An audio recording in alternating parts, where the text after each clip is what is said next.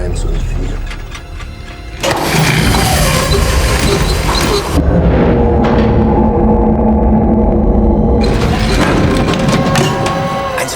Fertig. 1 und 4 sind fertig. Los, Wecker, los!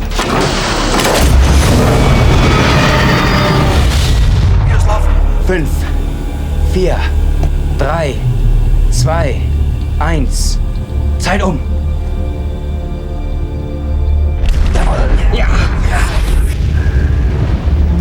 The German crew aboard the submarine can barely contain their joy of victory, celebrating in hushed tones. However, right at this moment, the sonar operator suddenly detects a British destroyer approaching at high speed. In an instant, the crew feels cornered, knowing that once this Type 7C submarine encounters a destroyer, it means discovery and likely total destruction. Submarine Captain Wasner suppresses his panic and immediately orders everyone to rush to the bow to apply pressure for an emergency crash dive. But hoping to evade a destroyer with a speed of over 35 knots while moving at a maximum underwater speed of 8 knots and to escape unscathed amidst a barrage of depth charges is nothing short of a pipe dream. The descent of depth charges will become a lingering nightmare for all the crew members. After completing the emergency dive procedure, the atmosphere inside the submarine suddenly freezes. The officers' nerves are stretched to the limit, with only the sound of suppressed breathing clearly audible. Everyone stares dead ahead at the ceiling, like lambs waiting to be slaughtered, praying for a miracle.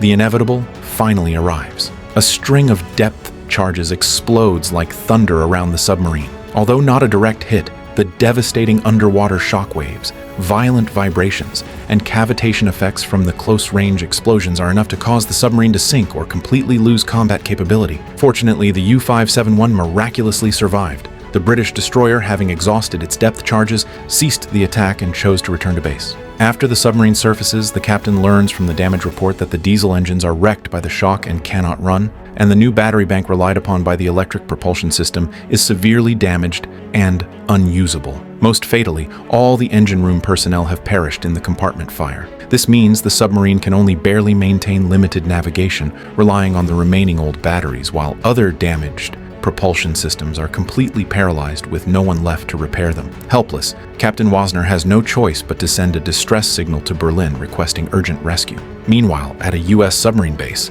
a group of submariners is forced to end their leave early and assemble urgently. They not only complain about their superiors stripping away their vacation, but also grumble about their submarine being modified by shore duty to look like a German U-boat. Captain Doggett, could you fill me in on what's going on, sir? I mean, we're obviously not going to the Caribbean station. No, we're not. Going on a special op. We'll be briefed with Mr. Emmett and Mr. Larson once we get underway.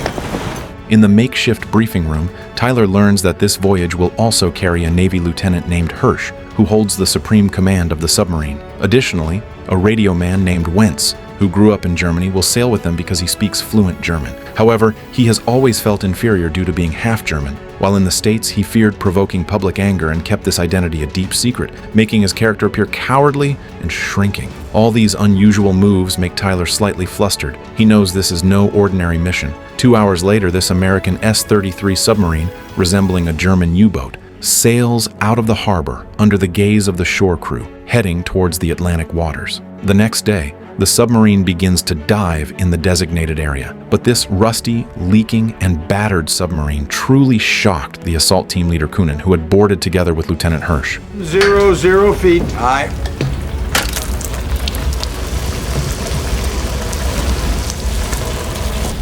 She's old.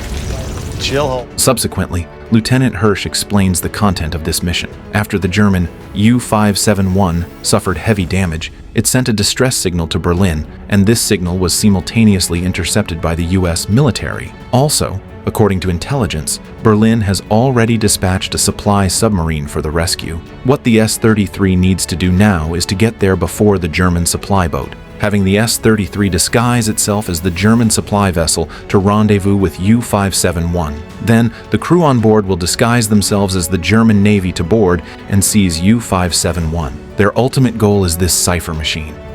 It allows the German Navy to communicate with its submarines in secret.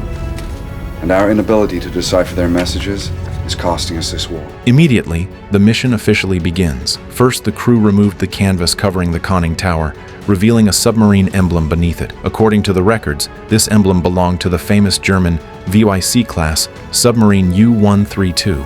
The fate of this submarine was filled with drama. In November 1942, when it surfaced and collided with an Allied merchant ship fully loaded with TNT, a friendly submarine eager to steal the kill fired a torpedo first, detonating the merchant ship. The earth-shattering explosion affected U-132, and it vanished into the depths of the Atlantic along with its crew, never to be heard from again. Returning the focus to the U-571 at this moment. A group of officers and men who do not understand how to repair diesel engines have been laboring in vain in the engine room for 2 days, yet the malfunction remains. Helpless, they can only let the submarine continue to drift on the perilous sea surface. Just as Vossner is burnt out with anxiety, the lookout suddenly reports a lifeboat heading towards the submarine. It is evidently carrying shipwrecked Allied merchant sailors, desperately begging the German submarine before them for a helping hand. However, Vossner, unable to even save himself, is entirely unwilling to cause extra trouble. Wir werden keine Überlebenden an Bord nehmen. Direkter Befehl vom Führer. Was glauben Sie passiert, wenn die aufgegriffen werden? Sie werden unsere Position durchgehen. Die sterben oder wir. Machen Sie schon.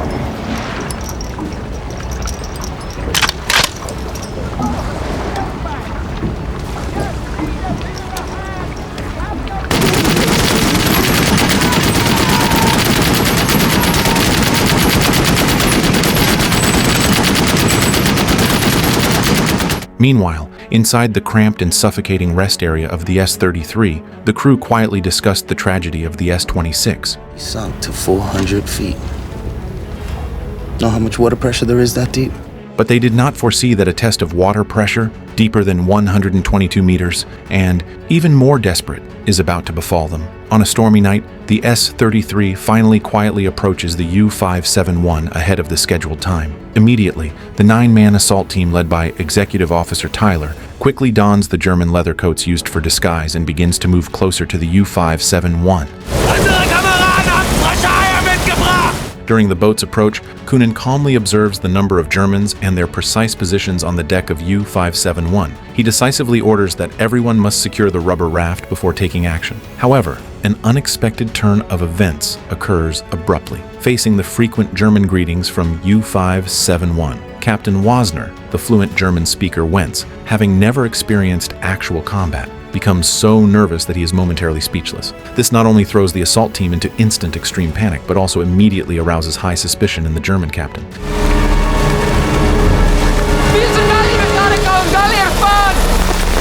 Wir beenden euch Schnapper-Zonenaufgaben wie ihr Flot haben! Fuß auf! Und wir schauen nicht da! Ich! Dreckige Zettel! Geschmacklose Bilder! Die der französische Verstecker! Ah! Ein Sack voll reiner Scheiße! Am liebsten hau ich es ins Meer!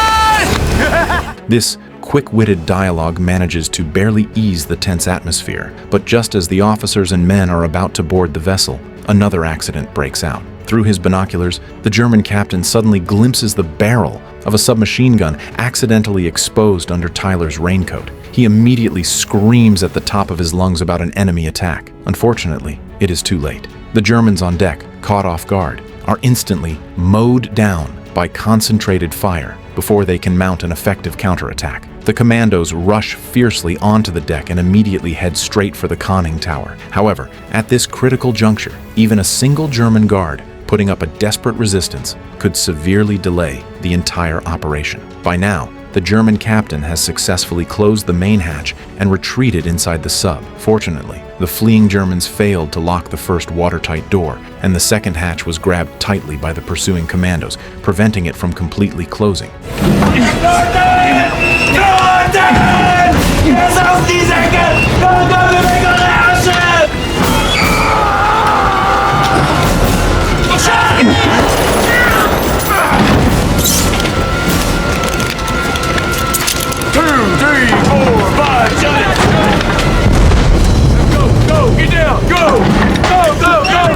Inside the slippery passageways, the men's nerves are stretched to the limit. The slightest carelessness could result in taking multiple bullets and dying on the spot.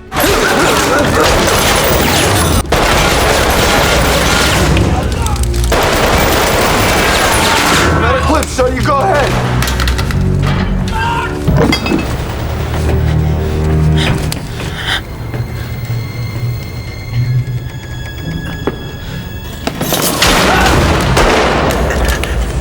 Ultimately, under Coonan's composed and decisive leadership, they successfully locate the vital Enigma machine within the maze-like compartments. Even more fortunately, during a brave and fearless assault, Tyler kills a resisting German radio man on the spot and successfully seizes the accompanying codebook.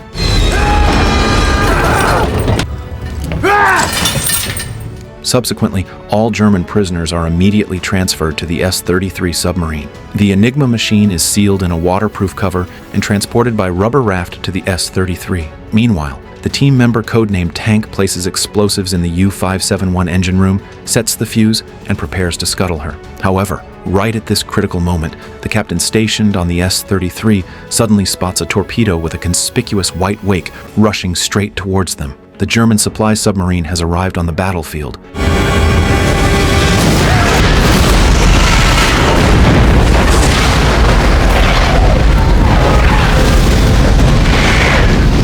Still on the deck of U-571, Lieutenant Tyler watches the scene unfold and immediately barks an order for all American personnel nearby to take shelter inside the German U-571 submarine. But for Hirsch, the Enigma machine is the core objective of this mission. Ignoring Tyler's warning, he leaps into the freezing water, struggling to retrieve the floating Enigma machine. Watching the officers struggling for survival on the surface, and Coonan constantly shouting for him to dive to avoid the enemy, Tyler falls into a brief dilemma. Finally, under the threat of the enemy submarine, he can only grit his teeth and order an emergency crash dive for U-571, planning to return for rescue later. Once inside the U-571, Tank quickly disarms the explosives that were about to detonate, but a bigger problem follows on its heels. All equipment inside the sub is labeled in German, which no one can recognize. Fortunately, Wentz, who knows German but not how to pilot a sub, and Lieutenant Hirsch are on board. They quickly shuttle between compartments, translating key commands for their companions in real time. Tank! Tank! I need speed! Get the screws turning! The lights are on, so there's gotta be some power left in those batteries. Rabbit! Find out how many fish we've got in the tubes and figure out how to launch them. Go! I can't read this! Go, help Tank, Hirsch. Go! Open these doors, please! Open these doors! With everyone's coordinated efforts, U-571 finally begins to dive and utilizes the meager remaining battery power to start the electric motor drive engines. At this point, the sonar operator urgently reports an enemy submarine at bearing 010 approaching rapidly. Aye, right full rudder steady on 010! Aye, sir, right full rudder steady on course 010, sir! Tank starboard back full, Rabbit, get back to me! Starboard back full, aye, sir!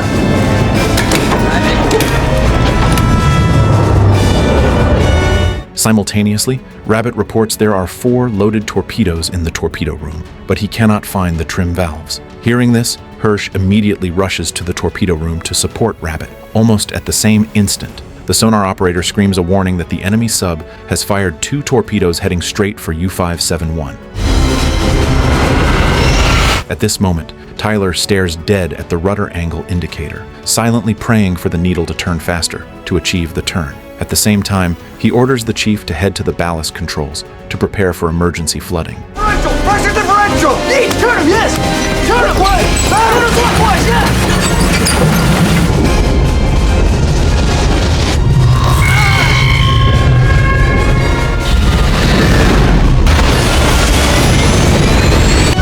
All fish running, cut straight and normal.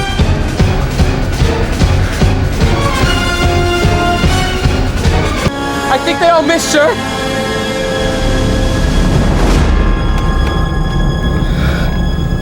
After briefly resolving the threat, Tyler immediately orders surfacing to search the sea for survivors. However, in the bone-chilling Atlantic, They only rescue one American sailor in Wassner, who claims to be just an electrician. At this point, only 9 American officers and men remain on the U-571 submarine. Tank reports that the remaining battery power is completely exhausted, and the starboard diesel engine is severely damaged and unfixable. As for the port diesel engine, he is confident he can fix it. Rabbit, in charge of torpedoes, reports that only 1 torpedo remains on the whole ship, but the torpedo tube's compressed air line is leaking and needs repair. Trigger then suggests sending a distress signal to wait for rescue, but Hirsch immediately and fiercely opposes it. He points out that a distress signal is bound to expose the submarine's location. Once the Germans learn that the Enigma machine has fallen into American hands, they will certainly change the codes. Then, all their efforts up to this point will instantly go down the drain. Clearly, the burden of command now falls squarely on the shoulders of Executive Officer Tyler. However, he is evidently at a loss for what to do.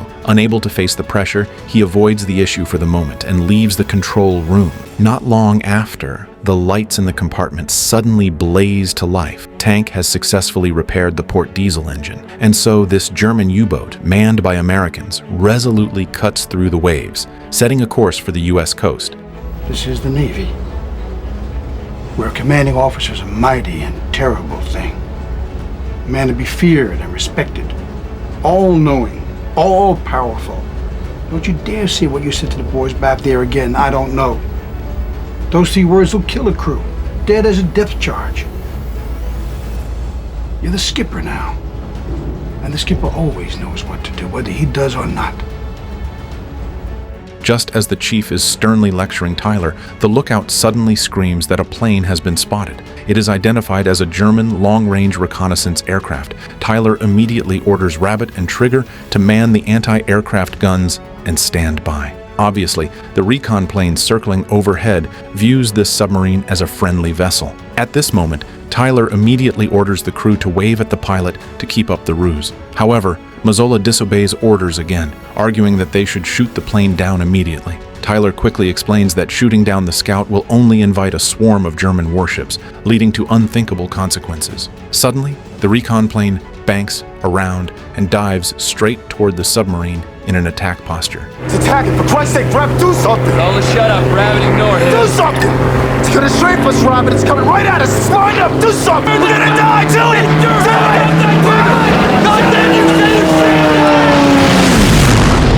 This is not a goddamn democracy! At that moment, a German destroyer appeared on the horizon. The recon plane was merely scouting the path for it. Tyler hurriedly issues the command for everyone to man their battle stations and prepare for an emergency crash dive. Meanwhile, Wassner, held captive in the crew's quarters, launches a surprise attack on Tank, who had come to check on him. He cleanly takes Tank down, quickly fishes the keys from Tank's pocket to free himself, and snatches Tank's pistol in the process. Immediately, he rushes like a madman toward the engine room and violently shuts down the running port engine. With the engine suddenly stopping and no word from Tank, Tyler immediately orders Mazzola to investigate the engine room. Mazzola sprints to the engine room, but the moment he pulls open the door to the crew's quarters, he freezes. Wassner said nothing and fired immediately. Mazzola showed extraordinary bravery, enduring the agony of 2 gunshot wounds as he threw himself onto Wassner and slammed him to the floor, gripping his throat with all his remaining strength. Suddenly, a muffled gunshot rings out. Wassner stops struggling and falls into a coma.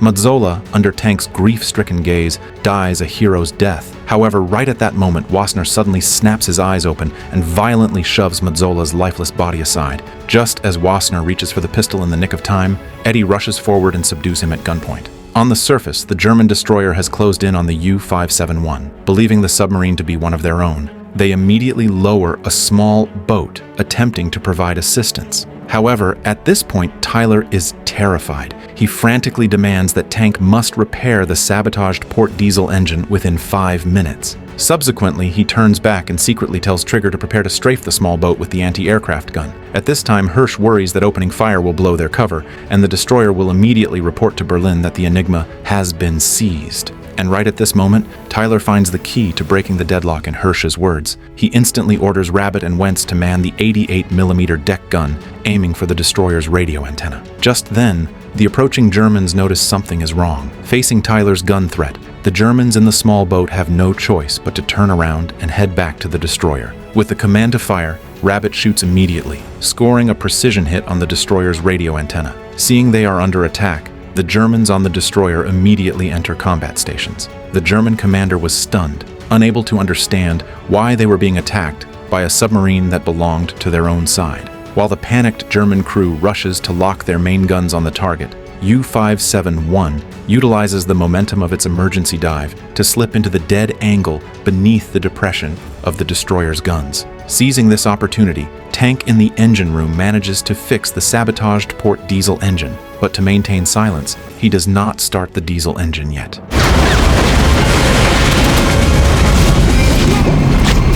15 meters. 20 meters. Just as they pass under the keel of the German destroyer, the destroyer's propellers begin to churn. Tyler then quietly ordered Trigger to turn the rudder hard right, and Tank started the engine at 2/3 full speed ahead. Heavy cavitation.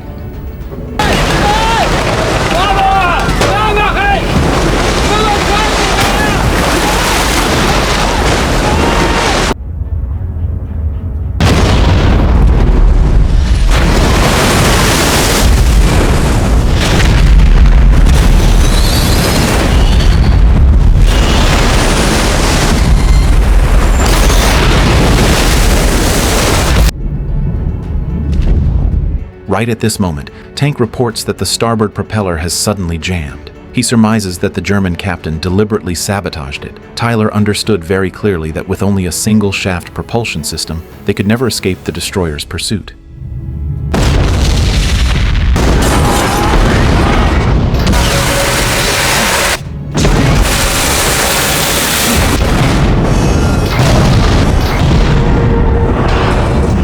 During a brief lull in the depth charge barrage, Tyler rapidly formulates a new plan. He first asks Tank if the torpedo launch system can be repaired. After receiving a positive answer, Tyler immediately ordered Chief to dive to a depth of 160 meters. Hearing this, the Chief's heart skips a beat. 160 meters is over 500 feet, and whether the submarine's hull can withstand the immense water pressure at that depth is unknown. But seeing the steely determination in Tyler's eyes, he executes the order without hesitation. Subsequently, Tyler explains to the entire crew his bold concept to sink that destroyer. Although the officers and men find the plan incredible upon first hearing it, after listening to Tyler's meticulous analysis, they agree that it is feasible. It might be their only choice for survival. First, Tyler orders Rabbit to use the torpedo tubes to jettison all the garbage and waste oil on the ship, including Mazzola's body. This is to create the illusion that the submarine has been destroyed.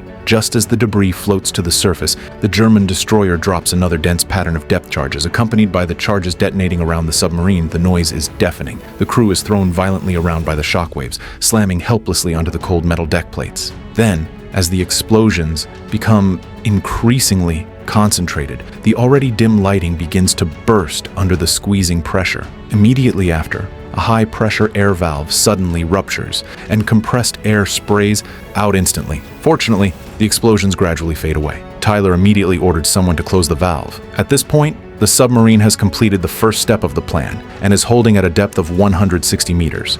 Splashes. They're too close together. I can't count them. Tyler judges that the enemy ship may not have spotted the floating debris yet. Gritting his teeth, he orders the chief to take the submarine down to 200 meters. The crew is shocked to hear this, estimating that if the bombs don't kill them, the water pressure will flatten them. Facing their doubtful eyes, Tyler shifted his tone and delivered the 200-meter dive as a firm command. Aye, sir.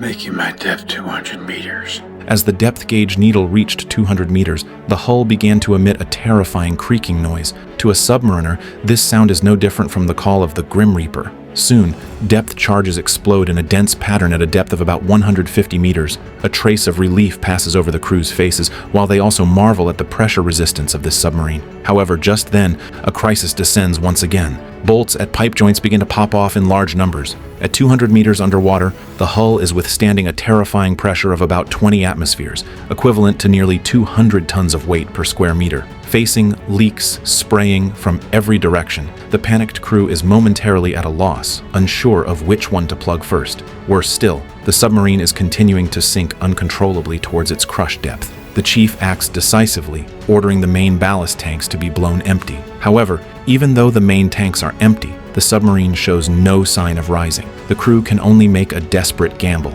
They attempt to blow the auxiliary ballast tanks. Finally, under everyone's desperate gaze, the submarine began to rise at an extremely slow pace. Using this precious window of ascent, Tyler urgently asks Tank about the status of the torpedoes. My wing's damaged. There's a break in the airline, so there's no pressure to launch a torpedo. I tried to bypass the leak, but it's way back in the bilge underwater. And there's no way to reach it. I can't fit. And somebody else can do it. I don't know.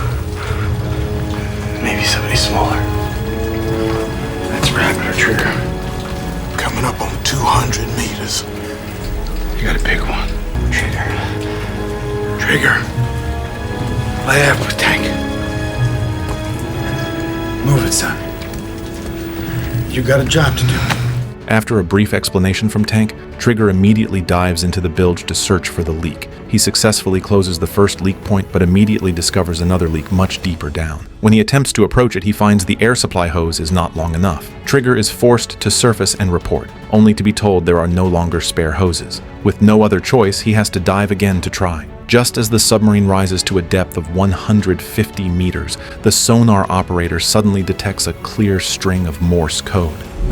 I am U-571. Destroy me! Lieutenant Hirsch becomes instantly alert, realizing that this must be a signal sent by the German captain. He immediately rushes toward the crew's quarters. The code has almost certainly been intercepted by the enemy ship's sonar. The carefully crafted illusion of destruction is thoroughly blown. This means that once the submarine rises to periscope depth or the surface, they must fire torpedoes at the first opportunity to seize the initiative. Trigger is still making futile efforts at the bottom of the hold. Several attempts fail to reach the second leak point. Tyler widened his eyes and urged Trigger with a trembling voice, telling him he had to complete the task because it meant the safety of the entire crew and the Enigma machine. In the end, Trigger took a deep breath and began his final attempt. After Tyler rushes frantically to the control room, he finds the submarine has already risen to a depth of 20 meters. More fatally, the German destroyer has indeed detected the code and is steaming towards the submarine's position. Got her. She's heading right for us. Helm, come right 10 degrees. Helm, coming right 10 degrees, aye, sir. Watch your bow planes. Aye, sir. Watching my bow planes. Tank, start the diesel. All ahead full. Port diesel, ahead full!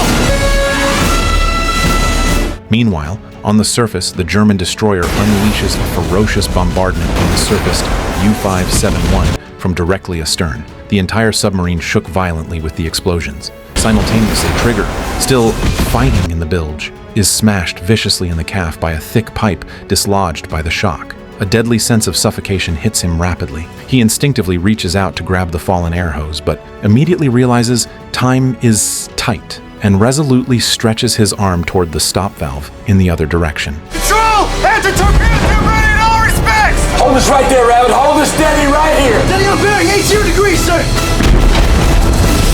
Fire! Denkst du, das ist ein Torpedo?